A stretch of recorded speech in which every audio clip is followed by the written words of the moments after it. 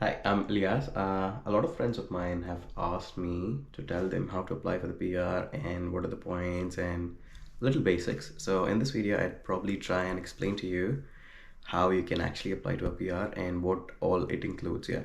So without wasting your time, yeah, let's just get started with this. So I just made a note of this. So it might be a little hard for you to see. So if your basic age is less than 25, you get 25 points. If you're over 25 or 25, 30 points. Education for bachelor's 15. If you've done your master's, plus 5, which is 20. If you're single, you get 10 extra points. Even if you're married, you get points. PTE 65 plus or 7 bands in IELTS is 10 points, and 79 plus or 8 bands is 20 points. So I highly recommend you to get 79 plus to get the 20 points. NATI is 5 points. That's another easy exam. Work experience 1 plus year, 5 points, and if you're 3 plus years, 10 points. It should be in your nominated field. And if you've done your professional year, it's 5 points. Yeah.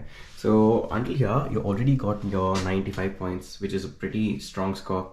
And if you're going for state sponsorship, which is 190, 5 plus. If you're going for regional, 15 plus. Yeah. So this is the basic point structure.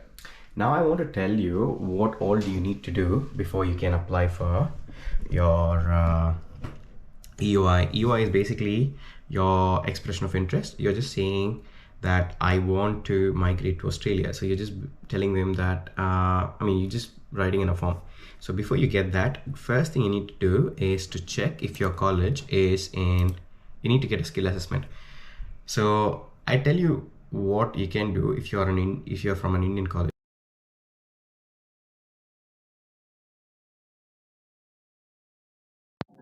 So I'm going to tell you how to apply for your EOI.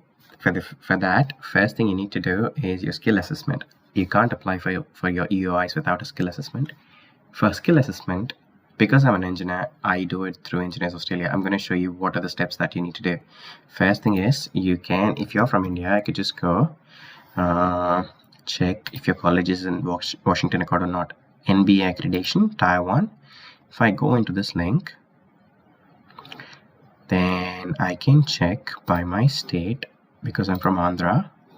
And then if I go to L, so that's my college here. So I can go to my branch and check if my branch is accredited. Yeah. So I was accredited when I passed out. So yeah. Now I don't need to do the CDRs. CDRs are the things that you have to do if your college is not in the Tier 1 and if it's in Tier 2. Yeah. Now I just go to Engineers Australia. Just type in Engineers Australia. You create an account. Your account would seem just like this. Yeah, I just write your name, basic details. Yeah, and then you apply for a skill assessment. If you do this, it would just look like this. For me, I've gotten 2 assessments. One was for electronics engineer, on which I got my PR, and then I also did telecommunications engineer, because that time around Western Australia was giving it for telecom engineers. So I've got 2 assessments. You might ask me how much would it cost me. It costed me around $437 because my college was in Engineers Australia, Washington Accord. But if you have to write a CDR, it would cost you around $800. Plus, if you want it fast tracked, another $310.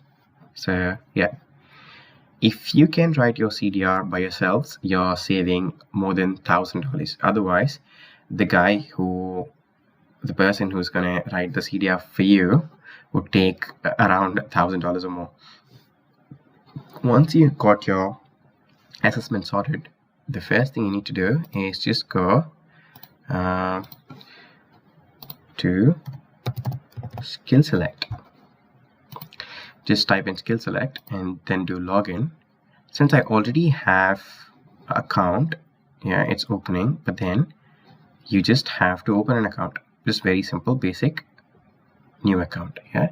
So I'm going to show you how my EOI looks. Yeah. And then we could do it one step at a time. Yeah. Just basically, it's going to ask you for your name and basic stuff. Okay. Let's do it together so that you don't have to worry much. First step is, just write your name, date of birth, and which country you're from, your address. If you're not married, then never married.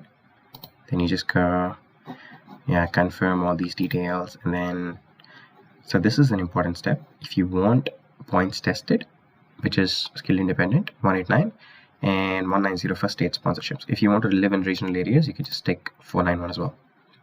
Just go next. And if you're single, then you just do no. If you married, probably then yes. You can choose your states, whichever state you want to do. I've chosen Victoria and West Australia, but you can choose any meaning you can just get from all the places. If you are going to regional area, yes. If you want to live outside of Australian capital city, yes. Then here you have to give your PTE details. It has to be over 79 to get the superior highest points.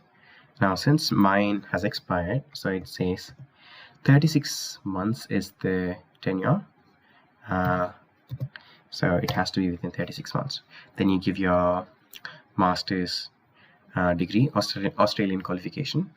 Then you just check no here, because even though you're postgraduate, you're not specialist. This is only for PhDs and people who have done master's by research.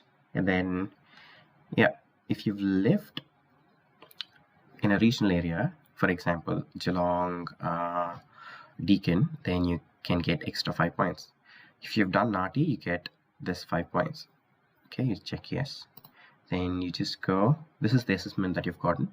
Now based on the assessment, you can do this.